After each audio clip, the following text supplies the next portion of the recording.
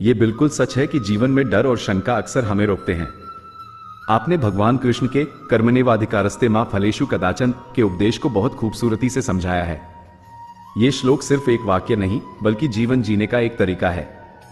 जब हम किसी भी काम को करने से पहले ही उसके परिणामों के बारे में सोचने लगते हैं तो डर और चिंता हमें घेर लेती है। हम सोचने लगते हैं, अगर मैं असफल हो गया तो लोग क्या कहेंगे, क्या मेरी मेहनत बेकार जाएगी। इसी डर की वजह से कई बार हम अपना काम ठीक से नहीं कर पाते या उसे शुरू ही नहीं करते। भगवान कृष्ण का यह उपदेश हमें सिखाता है कि हमारा पूरा ध्यान सिर्फ अपने कर्म पर होना चाहिए, न कि उसके फल पर। इसका मतलब यह नहीं है कि हमें परिणाम की परवाह नहीं करनी चाहिए, बल्कि इसका अर्थ यह है कि हमें परिणाम को अपने काम पर हावी नहीं होने देना चाहिए। डर को दूर करने का सबसे अच्छा तरीका है अपने कर्म पर भरोसा करना।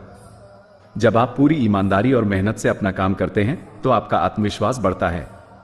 इससे आप डर और शंका से मुक्त होते हैं। गीता का यह संदेश हमें यह भी सिखाता है कि जब हम निस्वार्थ भाव से अपना काम करते हैं तो वही काम हमारे लिए एक तरह की साधना या पूजा बन जाता है।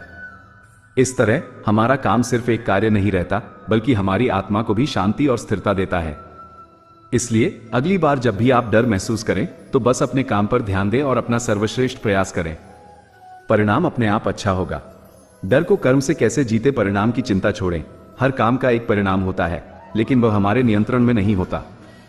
जो हमारे नियंत्रण में है वह है हमारा प्रयास। इसलिए सारा ध्यान अपने प्रयास पर लगाएं। छोटे छोटे कदम उठाएं।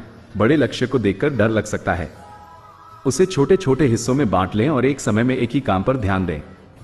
हर छोटा कदम आपको आत्मविश्वास देगा। गलतियों से सीखें। असफलता से डरने के बजाय उसे सीखने का मौका मानें।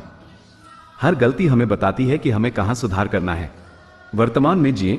डर अक्सर भविष्य की चिंता से आता है। अपने मन को वर्तमान में मौजूद काम पर केंद्रित करें। जब आप वर्तमान में पूरी तरह से होते हैं तो डर के लिए जगह नहीं बचती। ईमानदारी से काम करें। जब आपका काम पूरी तरह से ईमानदार होता है तो आपको किसी भी परिणाम का डर नहीं रहता, क्योंकि आप जानते हैं कि आपने अपना सर्वश्रेष्ठ किया है।